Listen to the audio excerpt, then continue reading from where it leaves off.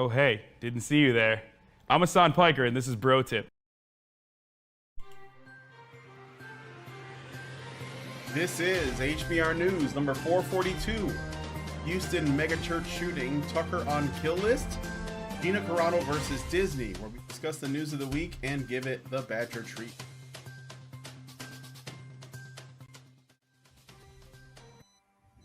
Hello, everybody, and welcome to Honey Badger Radio. Hope you guys are doing well this week and that you're laughing at all of the absurdity so that you are not consumed by it and that it doesn't drive you mad. I am your host, Brian Martinez, and I'm joined by, as always, my lovely co-host, Mike Stevenson. I was getting Mike. It's right. Just well done. That was good. Okay, Stevenson. Well, I don't. You know what? You know what it is. Yeah, random cams work. It'll work. You know what it is though. You're English, so I want to say I want to believe that Stephenson is more posh than Stevenson. That's why I go that. I don't know why. It's a gut thing. Stefan is the Nordic way of pronouncing it. It's the Scandinavian way of pronouncing it, which is where that name is from. Every surname that ends in son is related in some way to Nordic Scandinavian stuff. But it's when it's spelled with an F, it is Stefan, and that's a pretentious gay name that only pretentious gay words have. Stephen is a good English name. Well, Mike Stevenson or Dr. Enricam and Hannah Wallen or Glorious Ass. So that's right. we have a great show lined up for you guys today, so please be sure to continue the conversations both in the chat as well as the comment section on this week's HBR News show. We're going to be talking about the recent unfortunate and very tragic shooting that took place at a Houston megachurch. Last week when we did a show, someone in the comment section informed us that King Charles' prostate was enlarged and that we should cover it. So we're going to talk a little bit about that.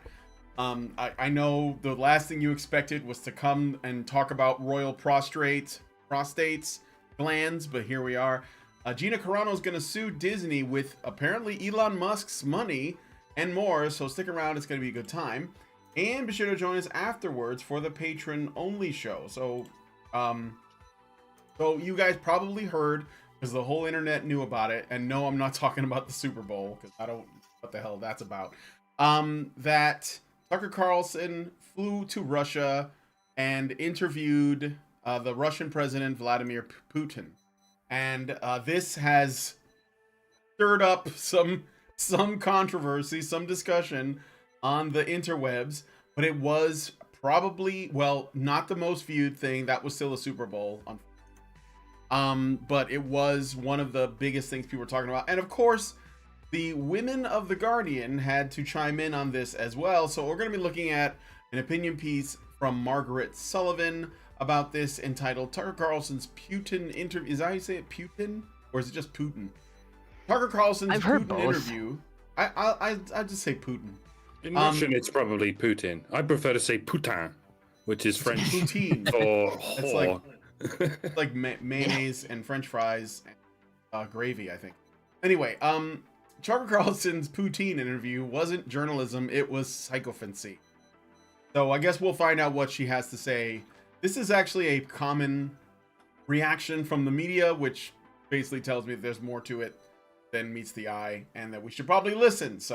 But anyway, if you want to join us for that, please consider becoming a badger yourself by going to feedthebadger.com and setting up a subscription. $5 a month will get you into the Discord where you'll be able to watch the additional content, which includes lots and lots and lots of hours of other patron-only content, as well as lots of community things that are going on.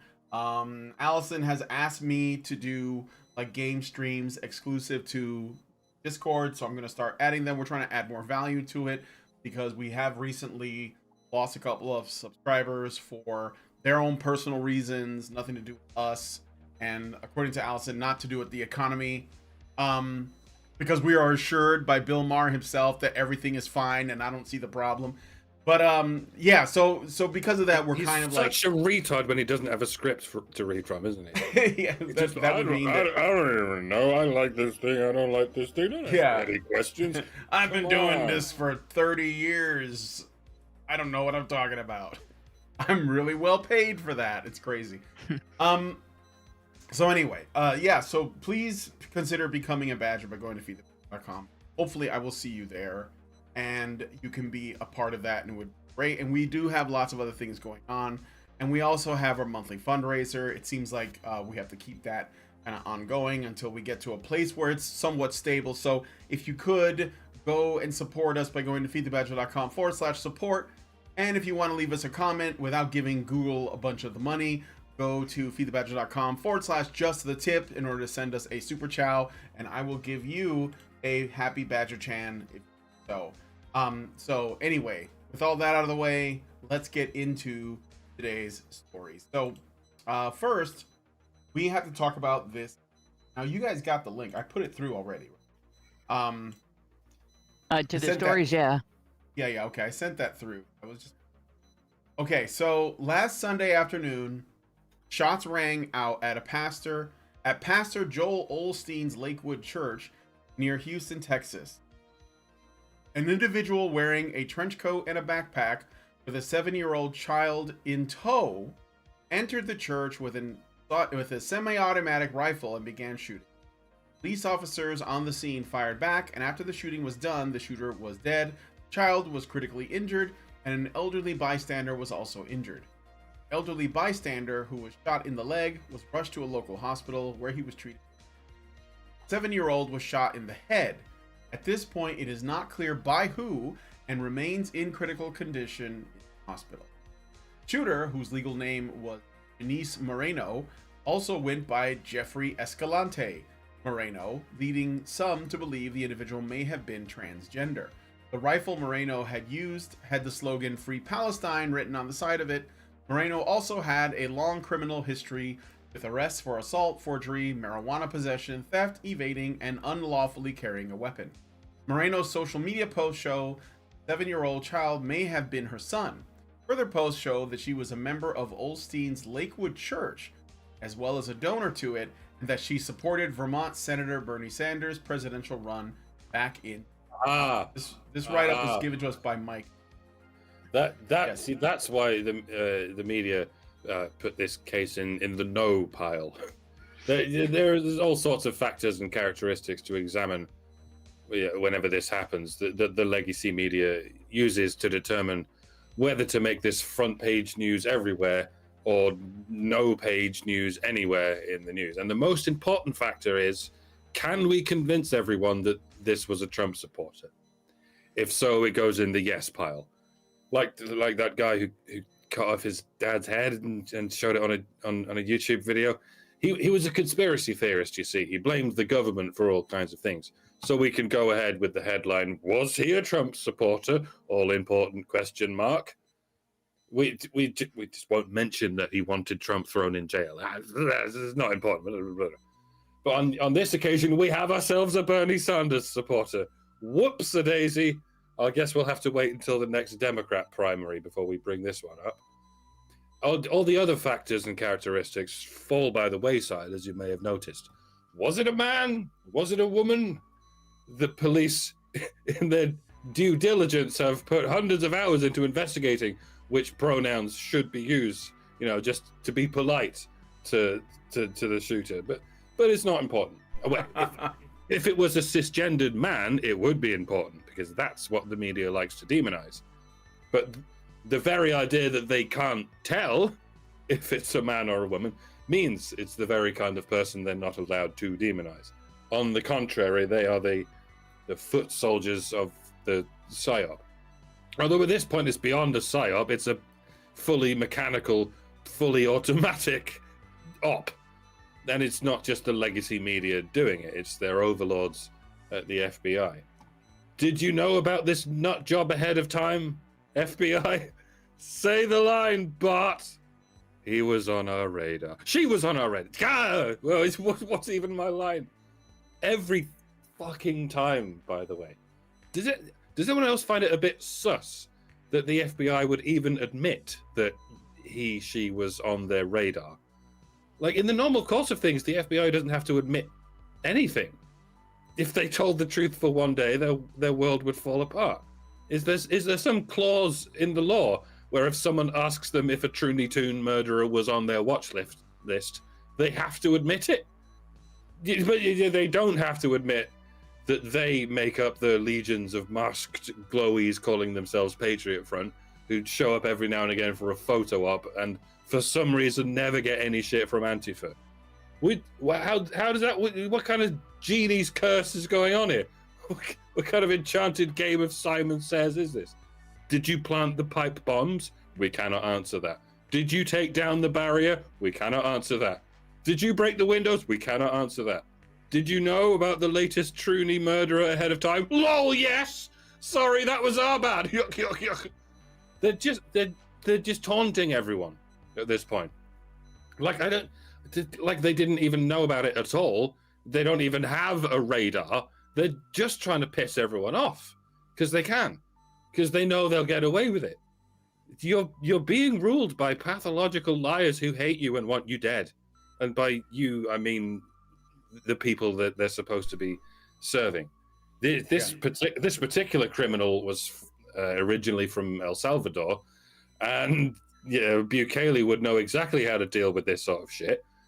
But if a US president were to accomplish what Bukele has done, he couldn't simply arrest all the street criminals, because the street criminals would just get constantly replaced by the nefarious forces of the deep state. If a US president were really to clean up the country like Bukele did, he'd have to start with the feds. Those pictures you've seen from El Salvador with hundreds of tattooed gang members mashed into a high security prison like cattle, demeaned and demoralized like the unconscionable scum they are. Picture that, but with the feds. Because that's what needs to happen. Is anyone else getting aroused by that image? I am. I need a cold There you shower. go. You know, I'll be in my bunk. we did have a president that tried to do that, and they're still going after him to this day. That's right. Like, they continue to go after, and they're blaming everything that's going wrong in the Biden administration on Trump. Like, as soon as you try to go after the parts of government that are corrupt, they come after you like an immune system. And right now he's got hundreds of cases that he's been dealing with because of that. Like, the government is better at vexatious litigation than any other entity, and it's fascinating to watch it happen and watch people actually support that. I can't imagine they would if it was them. But in terms of this situation, this doesn't surprise me that the information was not widely publicized, and the story kind of died and so on. It is a big deal. It is something that people should be paying attention to, and it is partly because this is something that gets talked about only when it's useful to the media to support a narrative, and not when it's not useful to the media to support a narrative. But I would also say that this is important because, yet again, the media found a story to sort of bat around a little bit and then hide and send right-wingers chasing after it at exactly the right time. Right when our politicians in Washington were in the process of trying to vote in spending bills that would precede sending troops to not one war, not two wars, but three overseas. And one of the two houses of our legislative bodies was all for it. And a significant number of the Republicans in that house marched right along with the Democrats in thinking that it was perfectly okay to send money in preparation for sending your sons and my son, potentially, into war for no benefit to the United States whatsoever, no protection of the United States whatsoever, no reason that is legitimate to the United States whatsoever. Yeah. So, here we are. We have these stories, and they're important, and this story is important. But it does quite fascinate me to watch the media jump all over stuff like this and make this stuff very important right at the time when we should be all, shouting blue murder at our politicians and just absolutely hounding them about an issue that they should be voting on the right side on. And we've watched several politicians that should be more sensible than that go along with it. The uniparty is a thing. And the older the politician, the more likely they are to be in it. Yeah. I would look on Twitter for the phrase 22 Republicans. If you live in a state where one of those 22 Republicans is your representative, and you're able to vote the next time that individual is running for office, they should have some opposition in the primary. That's who needs your vote. Doesn't matter the devil you don't know, running in the primary. The devil you do know just voted to fund sending our children to die for nothing. What do you mean? Ukraine and Israel. But look, this raises several questions. And I won't wait for answers, but I'd like you guys to think about them. So first of all, this person went under several aliases. Was this person trans? Because considering there have been a couple of incidents involving trans shooters angry with religious people, that would make sense if that's the case with this, but it's not confirmed. So I don't know if she or he just has a bunch of aliases and some of them are male. And why is that a good idea? I have no idea. That's confusing. Then on top of that, apparently this person was a member of the church. So there was a trans woman potentially that committed or tried to commit mass murder that was a member of the church. And not just any church, but the Joel Osteen Megachurch. Megachurches suck. But I don't think that going in and shooting the place up is necessarily like a really good and productive way to critique. You just say, look, I don't like the smoke machines, light shows, and music. I think that you are probably getting a little too much money. Like there's always like you get the feeling there's a scam going on. Not a fan of the Joel Osteen Church, but I don't want any of this shit to happen to anybody just because they're, a bit of a car salesman. Then I got the random Free Palestine thing on there. What does Christianity have to do with Palestine, except that the United States, against our best interest, just like Hannah said, is supporting, Israel pretty unconditionally in this case. Although there is more pushback coming from, that than has historically been the case. I just, the whole thing, there's just a lot of it that doesn't add up, I mean, it's just weird. I'd like to know how it connects the dots. It's just a strange series of events. Well, in terms of maybe trans shooter, member of a church, shoots the church up, Free Palestine. In terms of the things that indicate, a criminal mind here. Oh, here's one other thing, Hannah, Hannah, real quick. Might not have had anything to do with it, but the long criminal history with arrests for assault, theft, and unlawfully carrying a weapon, like those three things kind of strike me as more likely to predict the shooter than anything else about the shooter. Not that everybody who engages in assault and theft and evades the police and unlawfully carries a weapon, probably after they've been convicted, like that, that doesn't necessarily mean everybody's going to do that. But I think that's a lot closer. And the individual being transgender, it sounds like this is a trans man, not a trans woman. And I'm it's biological woman, yeah. Right. I'm skeptical of there are some people trying to imply that taking testosterone caused the violence. No, testosterone doesn't do that.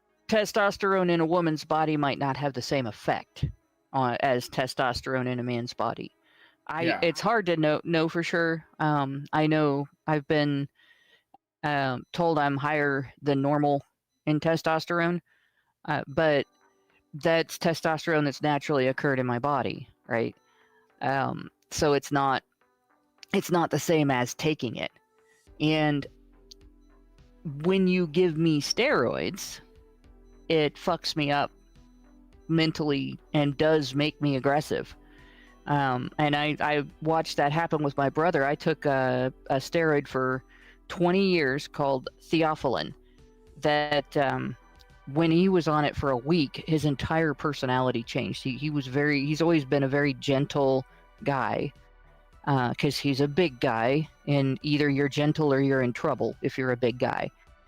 And so he got pneumonia when we were in high school, and it wasn't normal for him to get sick like that. And he got really sick, and they put him on theophylline. He was on theophylline for like less than a month, and went from this gentle, big, carefully spoken guy who carries himself carefully and is, that description of the alpha where he takes care of all of the people around him and is careful and protects and nurtures all of the people around him. That was my brother, right? But not on theophylline. On theophylline, he punched a hole in the wall between our rooms over a joke. And that told me that drug was really rough on the system. They should have figured out then that I was suffering from roid rage all the time, that I was a bitch during that time, right? When they took me off of it, my whole personality changed too. Like, you guys would not have liked me if you had met me when I was on theophylline. And that's a steroid, not a hormone. And the effects are different. But when you mess with somebody's body chemistry, it can affect that. So it's possible that it may have made her more likely to be agitated. Like, it may have made her more likely to be impatient. May have made her more likely to be black and white thinker, that kind of thing. But it wouldn't take somebody who would just never do anything bad or violent and make them suddenly criminally violent. Like, this is an individual who was criminally violent already and then changed her body chemistry, and probably wasn't getting the support she needed. Perhaps, but I mean, there's no evidence that we don't know if she was taking anything. Yeah, all we know, we don't know if she was taking She just gave anything. herself a male name. And Right. The other thing I was going to mention is, I wonder apparently if she's... marijuana possession, but marijuana doesn't really. I don't. Yeah, think marijuana can be doesn't do that blamed for that either. The worst thing it might do is, like, I've seen people get paranoid on it, but like, that's it. Generally, Yeah. they just want to hide. Well, I have a friend that like takes all the food I'm sure Mike to knows another a little room bit. and He's probably hoards seen it when she's high. But but that's about as aggressive as I've seen anybody on it. Yeah. And then there's estrogen, by the way. God, now that does make you aggressive. Ironic that everything they say testosterone does is far, far more likely to happen with estrogen, especially in a man's body, especially if it's unnatural amounts of it in a man's body, will lead to violent mood swings, which eventually lead to the kind of mood where you engage in erratic violence. But it's not so much the kind of targeted violence that would lead to first degree murders, like organizing a mass shooting like this. It's more like just throwing random fists at particularly children, anyone in the general vicinity that can't defend themselves, that sort of thing. which is probably why there's a overrepresentation of trans men in these shooting incidents, even more than trans women, even though trans women outnumber trans men by 10s to 1 at this point. But it's a gap that's slowly closing as they introduce autistic girls into this body horror cult, where narcissistic men have been the vast majority of those who populate this body horror cult. But still, we're increasingly seeing a vast overrepresentation of trans / non-binary people in the hall of fame of these mass shooters, and I don't even know if we can chalk it up to mental illness. Is it possible for someone to commit a crime like this despite having no mental illness? I think it is. Some people are just evil. I agree. Some people are. The other thing I was going to ask is, there's two other things. So the child, was it her child or is it just a child? I guess we don't know yet, because like the assumption is she brought her child. A lot of people would assume that, but that doesn't add up because she puts the child in danger. So I wonder, is it her child or is it a child? Maybe even like a child that was being used as a human shield, because she's free Palestine, and I guess I don't know. I'm just spitballing. And then one other thing I wonder about is she a U.S. citizen? Because she's from, according to article, said that she's from Salvador or something. Now that doesn't mean that she is illegally here. It might mean that she was originally from El Salvador and came here. But these are questions I'm asking, because the border's open and there's people on the border that are making threats. You know, I remember there was a guy, a famous clip of this guy that's crossing the border and he's like, "You're going to know my name." And it's like very like haunting. It's like, why are you telling us this? So there's just a lot of factors. And I think the chaos is purposeful and it's worth making note. So like if there's more information about this story that comes out, we will, I will endeavor to bring it forward, because I think that it's just, there's just so many things happening. This is like a bingo card of of current days things all happening at once. Guns, Palestine, trannies, women, the border, illegals. Like, it's just everything. I don't know. So anyway, let us know what you guys think about this one in the comments. I got to move on to the next story, but let's look at your super chats first. So Richard Bier gives us $5 and says, "I've heard that transgender treatments are being covered under the Affordable Care Act. If so, how much less of this activity would be happening if there wasn't any government coverage paying for it?" Getting a flashback to that one hospital administrator telling the staff to encourage it as much as possible because it would be a revenue stream for the hospital. So yeah, because it's a government payout, the hospital gets money, and then they can just do whatever. Houston Police Department is having an investigation to determine the shooter's preferred pronoun. This week, yes, I saw the video of that. And yeah, you might, I don't know. All that sounds like it's probably creating this problem. Especially when you think about like, I don't know, 10 years ago. So, one of the things that I've been seeing a lot that's been coming up in my feed is Gamergate. Been coming back up because Gamergate's going to be 10 years old in August. And I think about the time period of that, and how this conversation about queer theory and non-binary identities and neo-pronouns and transgenderism, it existed, but it was very, very, very fringe. And it was very easy for me as the person at the time to just defend on principle, well, yeah, if you want to live your life the way you want to, I don't care. And now I feel like I have to stand in opposition, or at least question it, because the rate has gone up so high. It's like, this is not organic. This is not natural, for one. Second of all, they're pushing this on the kids. And I'm like, nah, I don't know about that. And thirdly, it's a completely different environment. Remember the Lady Gaga song, Born This Way? That was the mantra that everyone basically just agreed with. Okay, yeah, sure. Now it's not that. It's changed completely. It's all about, how do we engineer people this way?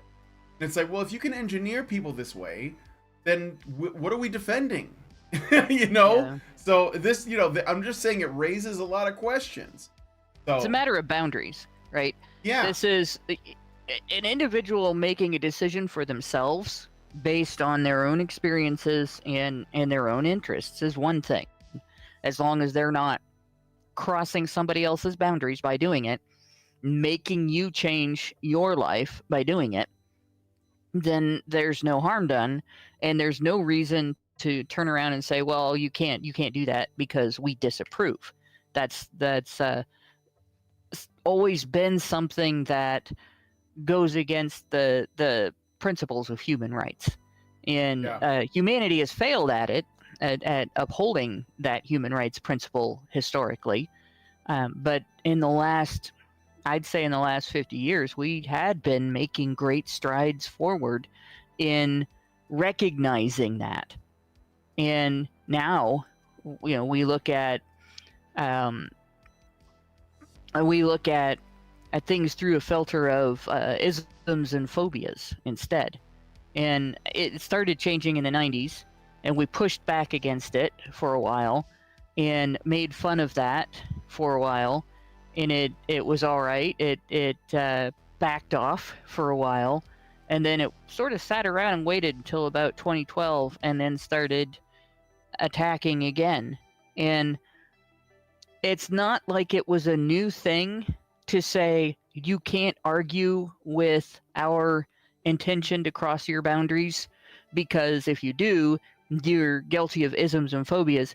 I remember that kind of thing happening in discussions in the 90s when I was a photographer for a newspaper.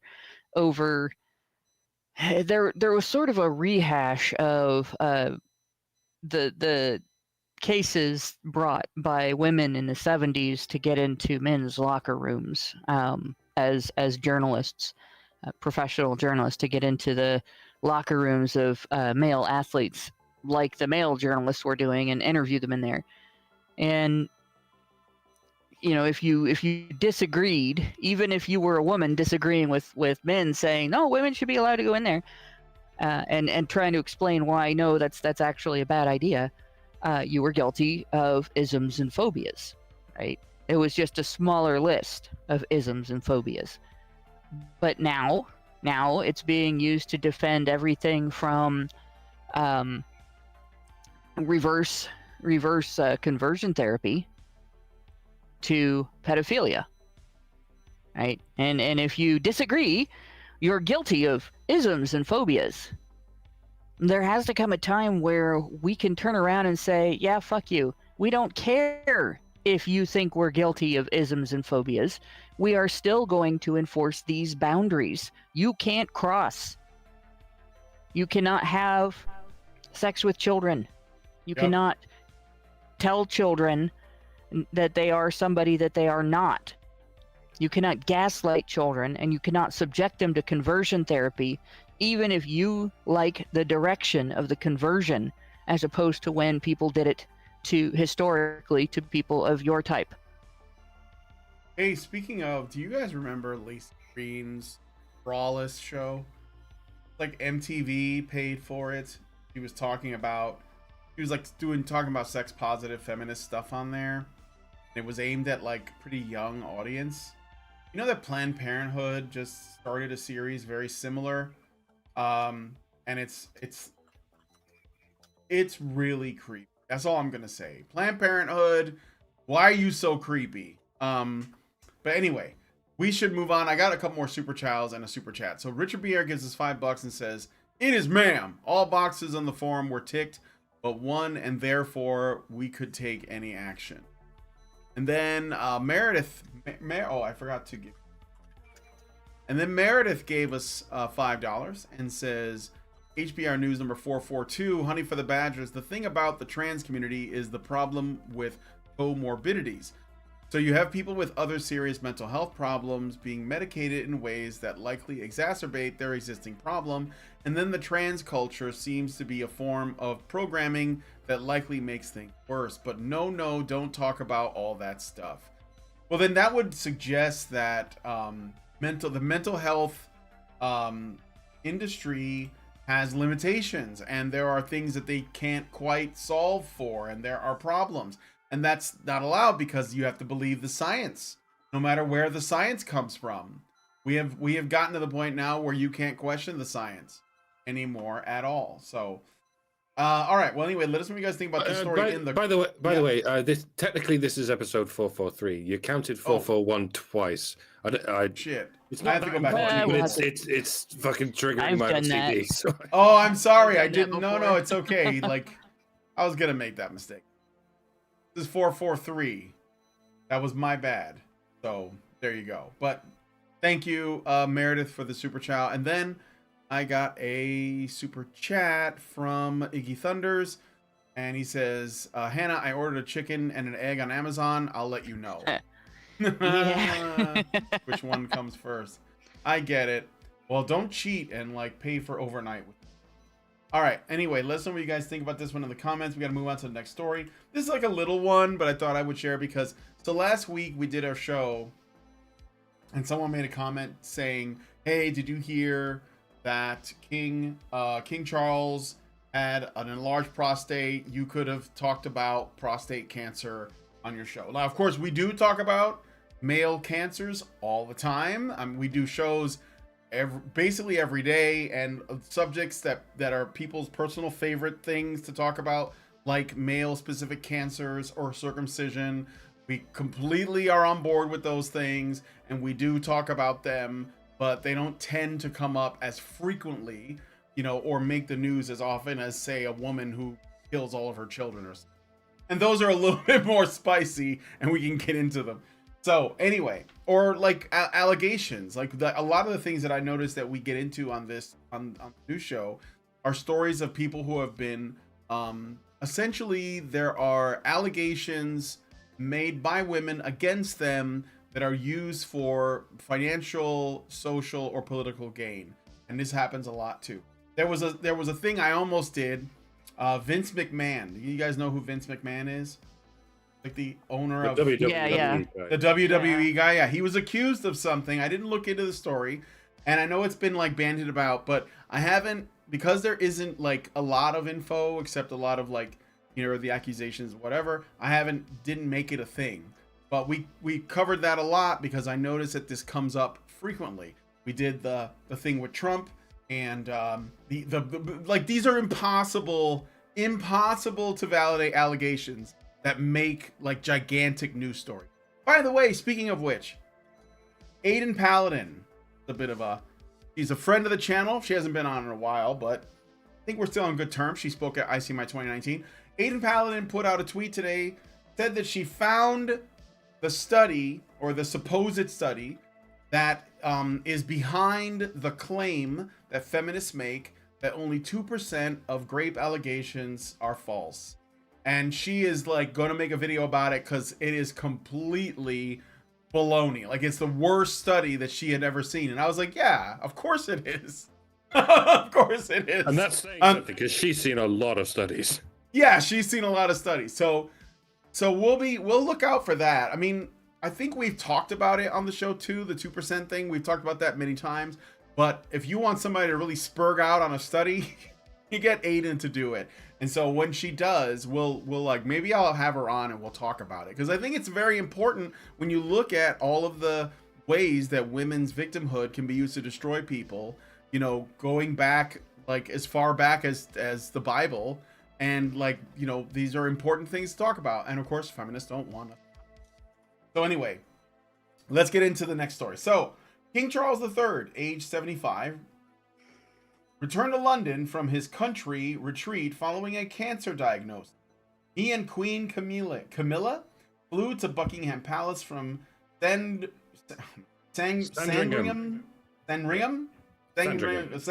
Estate.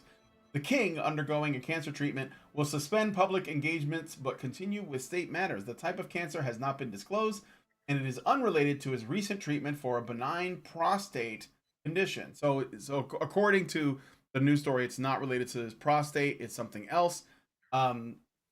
Charles thanked the public for his support and is expected to undergo further treatment. Camilla noted that he was, quote, extremely well under the circumstances. I mean, he's not. He's got weird fat fingers, but I'm not gonna I'm not going to take the piss out of him for that. I don't even know what that's about. And yeah, I have every sympathy for cancer victims, including but not limited to principally male varieties like prostate cancer. Although apparently that's not what this is. It's probably ass cancer or something related. And I feel a little bit resentful that we should give any more sympathy to King Charles than we would give to any other man who actually has prostate cancer. And I'm going to say it. If he dies, he dies. And I'm not being mean. I'm not being macabre. I'm certainly not being treasonous. Far from it. I have the interests of the country in mind. Do you know how much of an upheaval it is to change whose face is on all the money?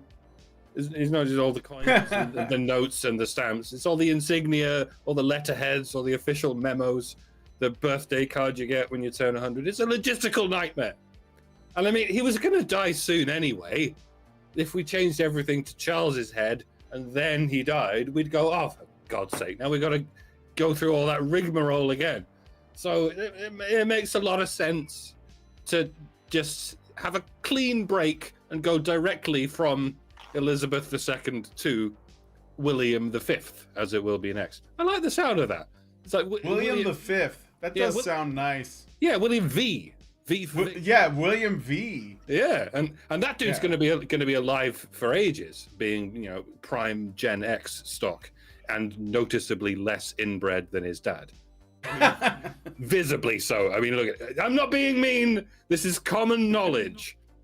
And after William V, we'll get his firstborn, George VII, who is even less inbred. I'm looking forward to having a royal family that's finally getting the hang of marrying outside the family. Whenever I think about like inbred royals, I always there's that painting of this guy. I don't know who it is, but he's got this skin. Yeah. That wasn't a British monarch. I think that was Danish or Dutch or something. But you know the guy. He's got like his hair is really like Weird Al Yankovic hair and a big like chin and like yeah, and that's the guy. It's always considered a fashion statement when it happens to royals. Yeah. And so I'm glad that our own royal family is getting out of that habit. Or at least, they're only marrying 15th cousins rather than second cousins. Every little helps. Also, Charles is a cuck and a commie and a WEF shill who falls hook, line, and sinker for every current thing that would expand the already bloated power of our already absolutely corrupt government. He's lucky he's not being taken out in the same way as Charles I, which led to Cromwell's 11 years of darkness, in which Christmas was cancelled. Can you imagine Christmas being cancelled? Oh wait, that already happened. Ho hum. But yeah, I believe the sheriff of Nottingham did that. Yeah, it was our old buddy Boris Johnson who did that in 2020. But yeah, I wish His Majesty the best. Nobody deserves to get cancer of the ass, not even an inbred commie cuck like Charles. But it's better than getting your head cut off, or maybe this is the modern equivalent of a beheading. Maybe Charles contracted this cancer through some nefarious means, like some kind of injection or series of injections. I don't know. Stranger things have happened. That, of course, would be high treason, and everyone responsible for it should be hung, drawn, and quartered. Well, that's just my opinion. So yeah, check your butts, guys. There you go. I don't know if that's Charles's problem, but yeah, check your butts. Go ahead, Hannah. Well, I will say the thing that really struck me about this, because I of course watched Twitter respond to it one night, and there were so many people whose first response to finding out that somebody had cancer was vitriol and let's hope it takes him out, and I don't pretend that I know everything about the history in regard to why the people in question were mad. I don't care about the history, in regard to why everybody in question was mad. It's not an historical time now, and you're talking about a 75-year-old man with cancer, and it's. I know a lot of people believe in karma and so on, but cancer's not karma. It's something that can hit anybody, and it doesn't discriminate.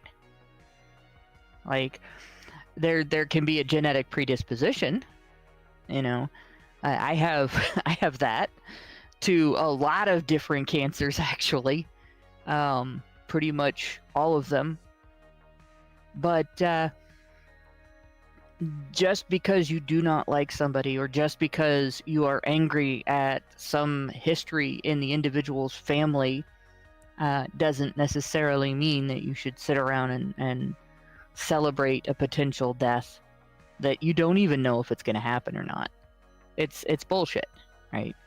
You can criticize somebody without wishing cancer on them. And having seen enough people in my life die from it, I wouldn't wish it on anybody. So I hope he gets better, just like I do anybody else that suffers that particular malady. And I wish that we had a scientific community that would put the energy into actually figuring out how to prevent cancer that they put into capitalizing on people's illnesses. But that, you know, if wishes were horses, I'd be allergic to them. Because you're allergic to wishes or horses? I'm allergic to everything horses need to live. Oh yeah, sure. So yeah, this is the jaw I was talking about. It's called the Habsburg jaw, and it's how you know they're royalty, and also really, I don't know. So yeah, I mean, like, check your prostate and all that. And well, out of curiosity, do you think that King Charles is gonna have to wait in line at the NHS like everybody else, or no? He has private doctors, like the private doctor that prescribed Elizabeth ivermectin when she got the coof. Shit, am I allowed to say the I word? I guess I'm not. But yeah, the royals get, you know, proper treatment. They don't just get jobs with the NHS, just fobbing them off with the cheapest possible option. He'll be fine. Well, he might not be fine. He's got cancer now, and we don't even know what kind. But if it was found during a prostate exam, that's why I said it. What can it be if it's not prostate cancer? It's ass cancer, and I don't know what the survival rate is on ass cancer. So, well, anyway, Habsburg jaw or no? Let us know what you guys think about this in the comments section. And again, you know, do you ever think that you might have cancer? Because, you know, I had cancer, and I wish I had acted on it sooner. And I gotta tell you, if you suspect something, go get checked out. That's not a joke. Yeah, actually, you could just testicular cancer, which is what I had. From what I understand, fortunately for me, it's one that has a very high survival rate, but it'll sneak up on you. It grows very fast, and you know, there's stories of guys that they don't know, and they just like don't wake up one day. So I'm glad I'm still here. There are different cancers that have different potential outcomes. Yeah. 7 Years in Hell guy had there's two different versions of lymphoma. One of them is 90% survivable, and the other is like 10%. It's really not high at all. It's really bad. And so there were a few weeks where we didn't know which one he had. That was terrifying. And fortunately he caught it early also. And so it was just a trudge going through his treatment for him. And, you know, everybody that supported him as well, but really it was his trudge. We were just along for the walk, right? Yeah. And it was scary the whole time, because it can change, without warning. And he's a guy whose father handled Agent Orange with his bare hands, and then the government said no, he didn't. Which is bullshit because he did, and so they got no support for any like, and everybody in the family has had some sort of health condition come out of it, including cancer deaths and everything. And so that's been a really big, it's really a close thing to me. And the other one is I had a tumor when I was pregnant. I had not had a pap smear for 7 years because I just didn't have the money to go to the doctor, and I didn't feel like working overtime to pay for a test that I hate doing. It's not a comfortable test. And the only reason the tumor was found was because I had to go for treatment for you have maintenance treatment when you're pregnant, right? They check on everything to make sure that you're okay and the baby's okay. And it was small enough that a biopsy got the whole thing, and I didn't have to go through any treatment and everything, right? But they told me it's a damn good thing that you got pregnant, because if you'd skipped another year, you'd have signed your death warrant. And I didn't have any plans on going in for any test anytime soon. I didn't feel unhealthy, right? Well, that's what happens with cancer. You don't feel it until you do, right? You don't feel it until it starts to affect your body. It starts to affect your system. And with some cancers, you get a chance to do something about that. But with some, by the time you have it, if you wait until you get symptoms, it's too late. Yep. So definitely, like, if you're wondering, look into how you can check. There's something that doesn't seem right, see someone, do what you can. I know we're all struggling right now. Economy's really bad and everything, but your life is important. Well, you look into there are especially in urban areas, there are free clinics for this type of testing, and it's not fun. It's not pleasant to go do this, but especially if you have a family history with any type of cancer, or if you have a lifestyle that makes it more likely for you to get a particular type of cancer. Like if your job is outdoors and you get sunburned on the regular, keep track of your skin, because the sunburns make it more likely for you to get skin cancer. And if you happen to ingest a lot of crappy foods because you are too busy to eat good food, then you might want to look into different types of cancers that can be caused by that. Right? If your use of drugs involves breathing in smoke, then you're more likely to have cancer because of that. If you engage in unprotected sex and you may have HPV, there are certain cancers. There's a whole shitload of cancers that you have to worry about with that. So, testing is important. Yep. But yeah, we can talk about how scary life is. All day. But isn't that what this show is for? So anyway, let us know what you guys think about this one in the comments. And we're gonna move on to the next story. Yeah. We have 2 more to get to. Let us know what you guys think about this. Okay. So this one is contested. So I'm gonna say right now, none. What is confirmed is what is confirmed. Some of this will be speculation, I presume. So take this with a grain of salt, but still interesting. Mike J brought this to my attention, and he felt very strongly about it. Unfortunately, he wasn't able to come on the show. So I'm gonna read this for him, and I think that there is some legitimacy here. And you guys let me know what you think. So, after Tucker Carlson's interview with Russian President Vladimir Putin, some were surprised to learn that Carlson was on what many have referred to as a Ukrainian kill list. The Kiev-based website Myro Tvorets, which translates to peacemaker, is an organization founded by George Tuka, a Ukrainian activist turned politician. The website lists names, pictures, information, and personal details of those, quote, whose actions have signs of crimes against the national security of Ukraine, peace, human security, and the international law, end quote. All that sounds really nice so far. Many suspected Carlson was placed on this website due to the interview with President Putin.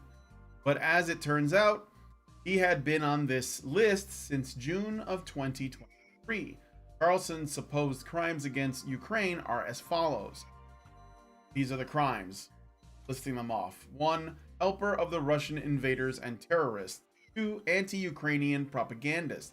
3. War propaganda, public support for Russian aggression and murder of Ukrainian citizens. 4. An attempt on the sovereignty and territorial integrity of Ukraine. 5. Participation in anti-Ukrainian propaganda activities of Russia, the aggressor country, against Ukraine. 6. Participation in acts of humanitarian aggression against Ukraine. While Myro Tvorets and its proponents claim the website is nothing more than a non-governmental organization and is in no way related to the Ukrainian government or military, it should be noted that Myro Tvorets is currently run by a former member of the Lukashenko Security Service of Ukraine, and the website itself is regularly used by military checkpoints as reference material.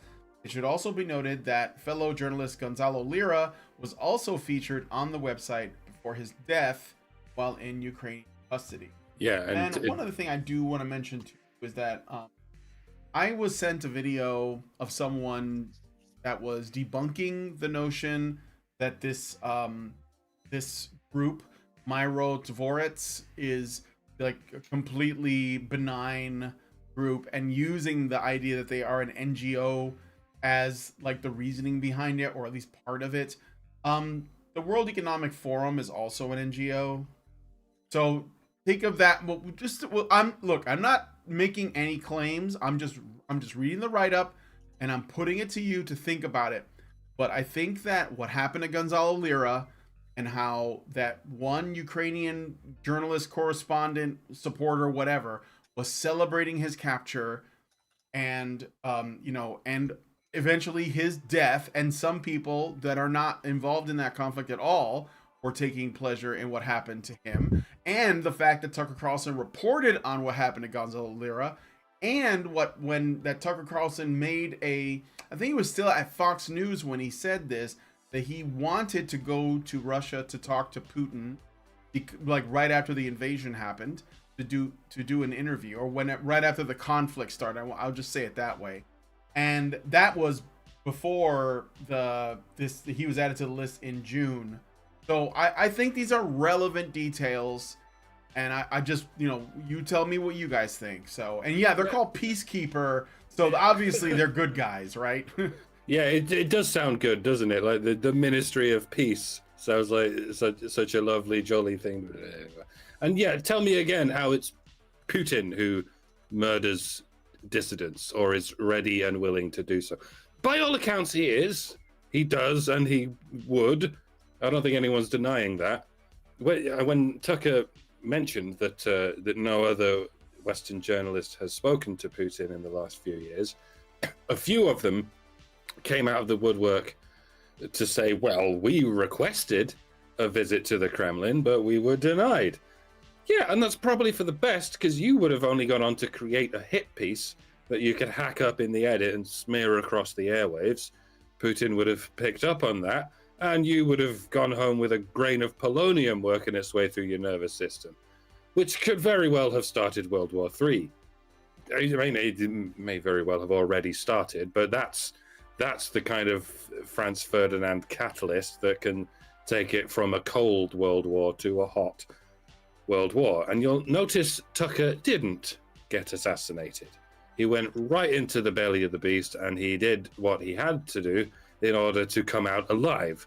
Not that his death would have caused World War III.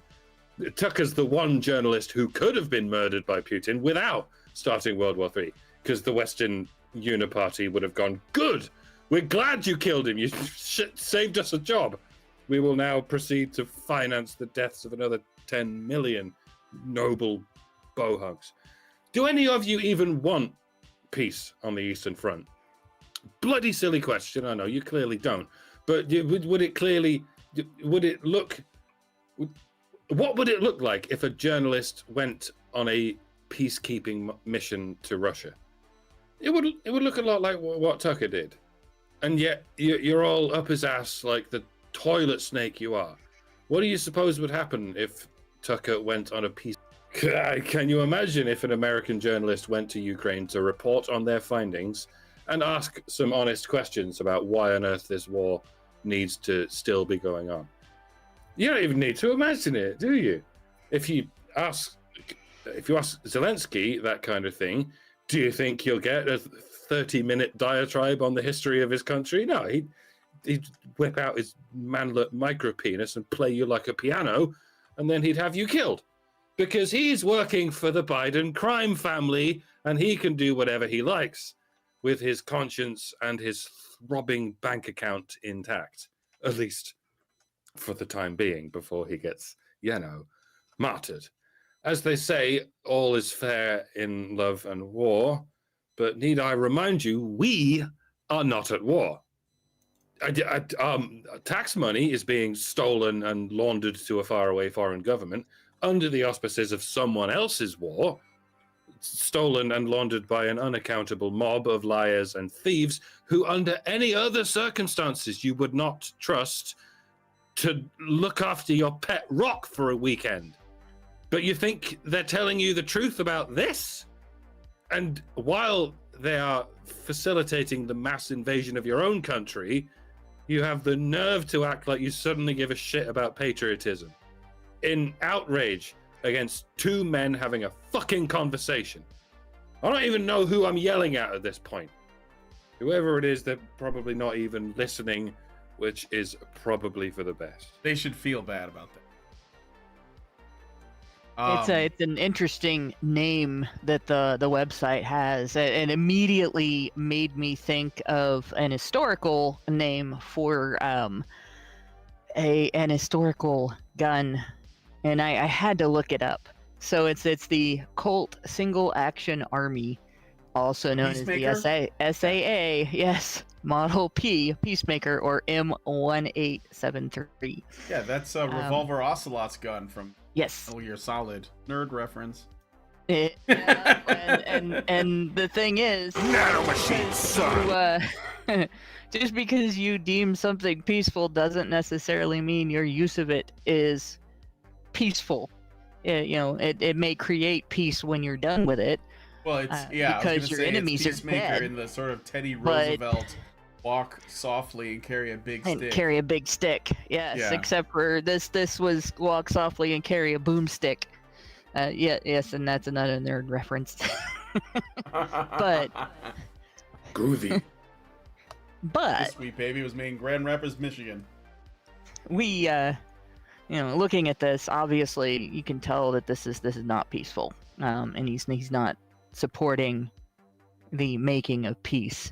He is going after people who are against the making of war, and that is pretty much like 1984, right?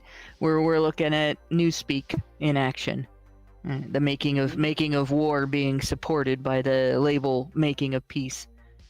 But I think the thing I really would want to say about this is more in terms of, I'll bet there aren't very many women on that list, right?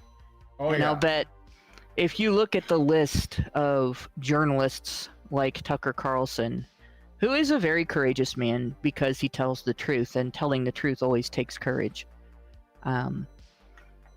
There are women who have done some great journalism. There are women who have suffered to tell stories and so on.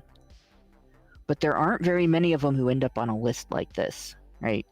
Yep. In comparison to men, I would wonder, is there even one that you can think of off the top of your head? Right? We have seen journalists go overseas into war zones and be killed documenting war. And we have seen journalists kidnapped by enemy forces and killed in very brutal ways. But they've been men, right? There are a few women that have had threats.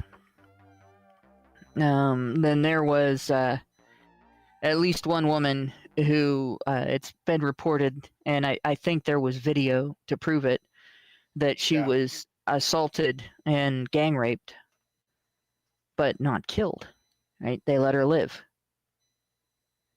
And it's only when a man has the courage to oppose an international war that is basically just an exploitation of everyone involved that isn't in an authority position, that, you know, in a position to capitalize on it.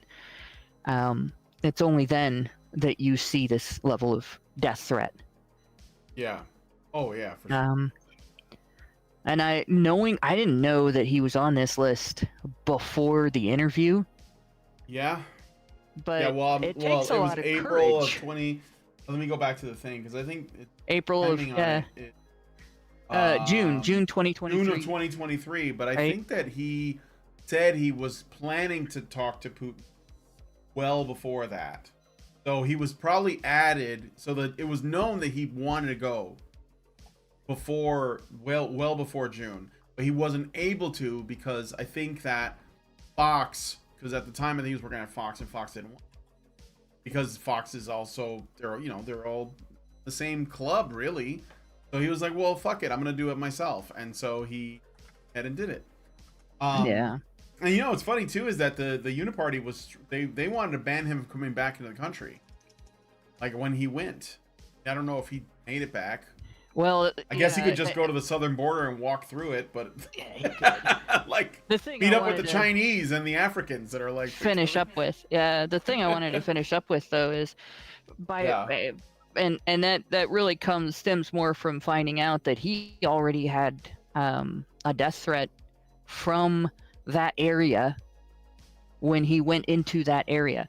And I'm not saying that, you know, Russia and Ukraine are the same, because obviously they're not, but it would be like being critical of Ukraine does not mean you're pro-Russia, vice versa. Right, I know, but it would be easier for someone to snatch him in that area than here.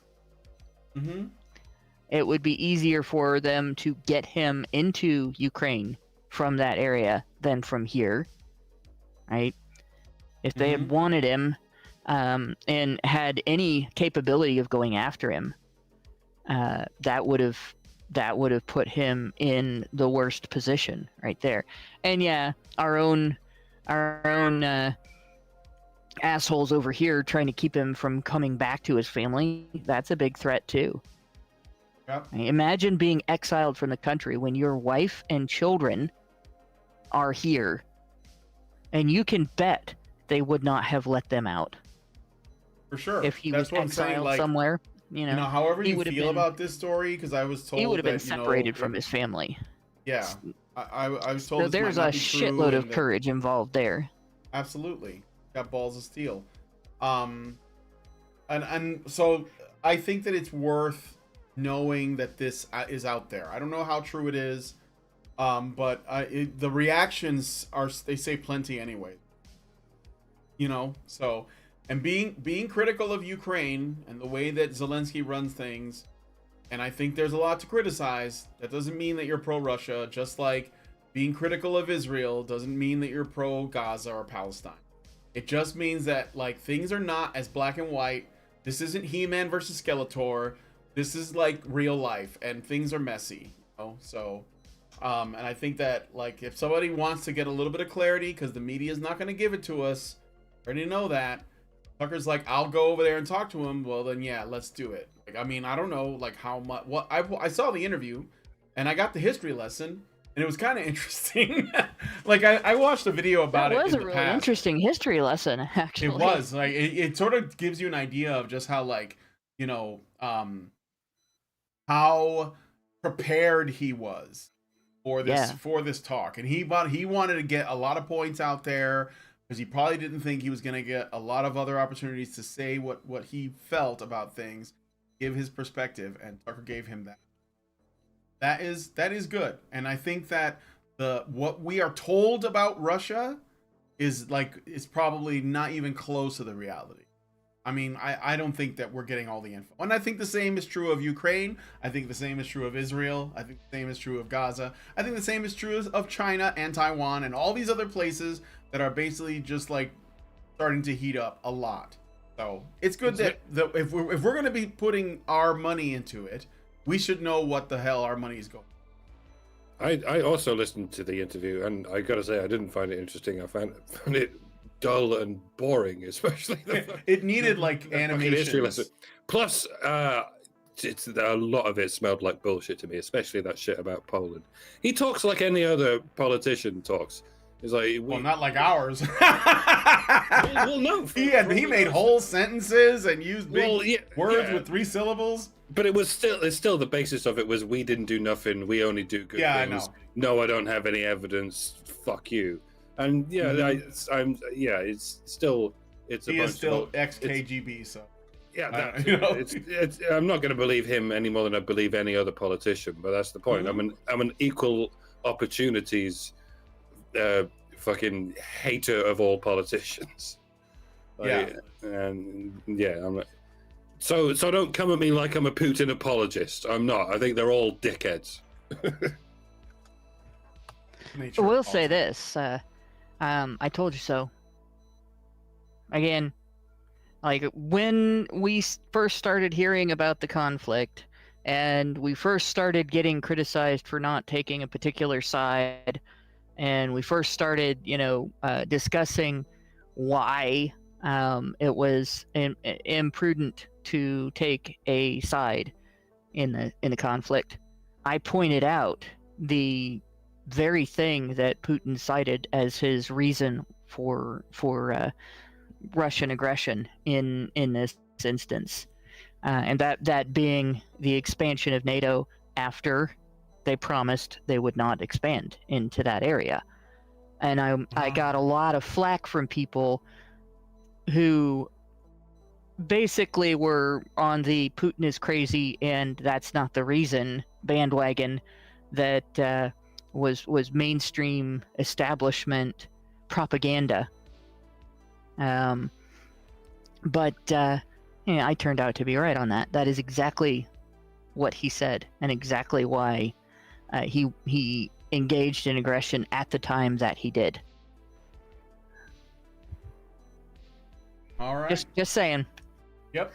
So let us know what you guys think about this one in the comments. I did get a couple of a super chat and a super chow. Go ahead and read those. Last time I got a Rumble rant, and for some reason the Rumble rant didn't show up in my feed, so I apologize. I think it was the Fish Got Nukes or Nova fan that sent it through, so I apologize if it was guys. Anyway, super chow from Richard BR for $5. He says, if one of these activist journalists were to go talk to Putin, it would likely be another version of the purple-haired member of the Biden entourage who just had to speak truth to power in a diplomatic meeting while somehow being unaware that said person wasn't an authorized. I don't think that any woke activists, they don't tend to confront people that they oppose. So I think that's. And then I got a super chat from Albert Nada Retro, who gives us $2. Says, remember, Brian, shop smart, shop S-smart. Quote from Army of Darkness, the inferior sellout sequel to Evil Dead 2. But anyway, it's still, I like Army of Darkness, but it's even Bruce Campbell calls it the sellout version of Evil Dead. Evil Dead 2 is Evil Dead is good. Evil Dead 2 is the best. That's the magic one. I want to watch that one again. I want to watch. Lindsay doesn't get it. That's okay. Anyway, let us know what you guys think about this one in the comments. Now we're going to get to our last story. And this is a little bit of good news, or potentially. I'm not saying that it's great, but it's nice to see people fighting back. So you guys may have heard of the actress and former MMA fighter Gina Carano. Gina Carano, known in the Star Wars universe as Cara Dune, that was a character she played during season 1 and 2 of The Mandalorian. I know her from the Deadpool movie. Not a lot of people bring up that she was in the original Deadpool movie. I don't know why. She was pretty Deadpool funny 2. in it. Was it 2 or She was in the first one. was it the first one? Yeah. Oh yeah. Now I'm starting to doubt myself. I think the second one was like Juggernaut. She might have been in both, actually. But I know she was in the first one. Anyway. So, known as Cara Dune during season 1 and 2 of The Mandalorian, was fired from Disney and Lucasfilm in 2021 after she shared some social media posts during the that referenced the Nazi persecution of Jews during the Holocaust and made some comparisons to how people were treating each other over the U.S. elections in 2020. I think it was that, but I think there was also stuff with the pandemic too. After Carano had shared these posts, she had to attend sessions as mandated by Disney, but was soon fired. So she got into struggle sessions, like Jordan Peterson had to do. Or if you guys know that Jordan Peterson had to do like struggle sessions with some psychological college in Canada or something. I don't know how that went, but I guess he was planning on recording them. But yeah, struggle sessions, which are basically, Maoist psychological torture. And then was fired anyway. Elon Musk had offered to pay for lawsuits of individuals who had been fired from their job over sharing political opinions. I remember him making this offer on Twitter a while ago. Carano's lawsuit is being backed by Musk. Carano is asking for $75,000 in compensatory damages and a trial by jury. That's not really a lot of money. She could get more, but maybe she just wants to make a point. Look, the court documents claim that Disney and Lucasfilm targeted, harassed, publicly humiliated, defamed, and went to great lengths to destroy Carano's career. Carano's lawsuit also claimed that her male co-stars were treated differently than her for their sharing of political opinions. Gene Shayer, I think that's how you say it, lawyer for Carano, said that Disney bullied Miss Carano, trying to force her to conform to their views about cultural and political issues, and when that bullying failed, they fired her. Punishing employees for their speech on political or social issues is illegal under California law. Is that even a thing? I don't think it's California, Mike. It's another country. If the legal system is not applied equally, it's not a legal system at all. It's when Lady Justice takes off her blindfold and decides to tyrannize the majority in favor of the minority, or indeed vice versa. But I guess it's rather ironic that in California the majority is in favor of the minority, but that ought to mean nothing when you're supposed to adhere to the concept of inalienable rights. It's supposed to transcend these things. I'm pretty sure, almost certain, that this case will go nowhere. I can't think of a state in which Gina Carano would win it, but I think California is top of the list of states where there's no way it'll happen. If you can't even prosecute a shoplifter for stealing $900 or less, it's already a foregone conclusion that you can't prosecute a gigantic woke corporation for firing someone. You can try, of course, and only if your legal fees are being funded by the richest man in the world, but you're clearly not going to win. But it's fine. I don't think, like you said, I don't think they're trying to win. I think they're trying to send a message. And they will. The message is, even a woman, a very strong, independent woman, can and will be persecuted, not just by corporations, but by the state, for the offense of pointing out that people are being persecuted by the state in its collusion with corporations. Does anyone happen to know what we call it when the state colludes with corporations in such a way? That's right. I seem to recall an Italian writing something about that one. Yeah. It fails me. Yeah. Actual fascism, the kind that can and does and has led to atrocities such as the Holocaust. Also, by the way, interesting point I was thinking of bringing up halfway through the write-up. Struggle sessions, right? You know what the German word is for struggle? Anyone? Anyone tell me? It's Kampf. It's Kampf, yes. Can anyone tell me the Arabic word for struggle? Anyone? It's jihad. Yeah. Yeah. So I hope the message gets across that the people who call everything fascism are the ones actually engaging in literal fascism. But I suspect we're already too far gone for that. No one even knows what that word means anymore. And if we can't fix that, we're already doomed. And yeah, I'm a bit of a doomer, but I'm not just here to relentlessly blackpill you. I do have some general idea of the nugget of a solution, and it dates all the way back to Confucius. The beginning of wisdom is to call things what they are. And even that is an uphill struggle. And I'm Sisyphus pushing this basic obvious truth up that hill. Best of luck, everyone. So it's a tough thing to get people to understand.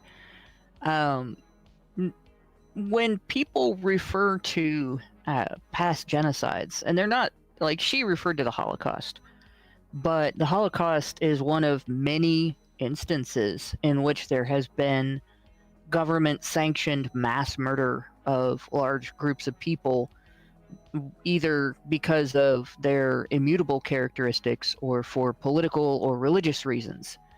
And my son's history teacher in his class made sure that the students knew about many of them.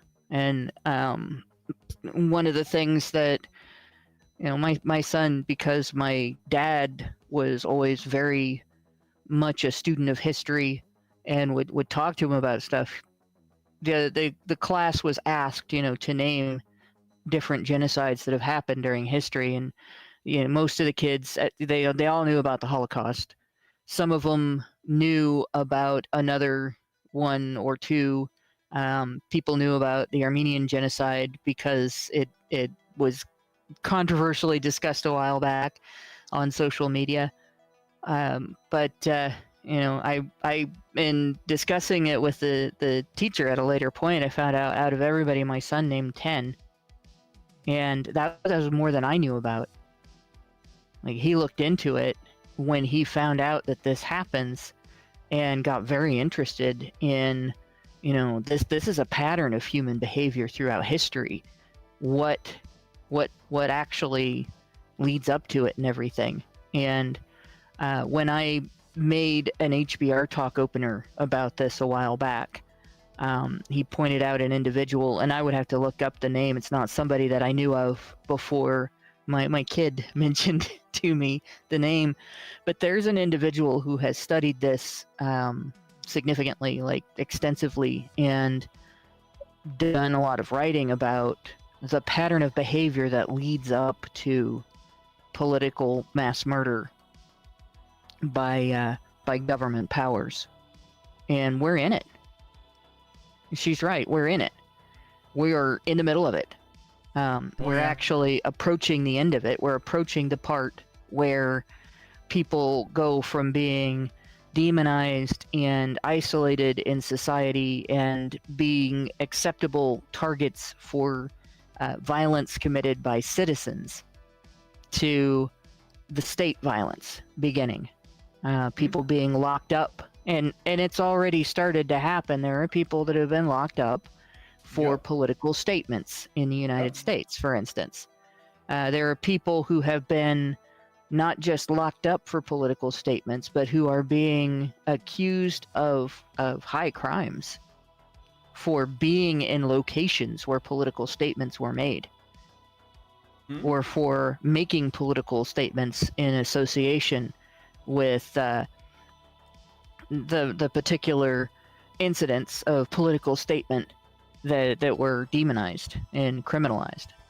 So we are in that pattern right now, and the individuals that are demonized, the people who are being categorized as the outsiders, the ones that should be targeted and everything. It's based on your political outlook. It's based on being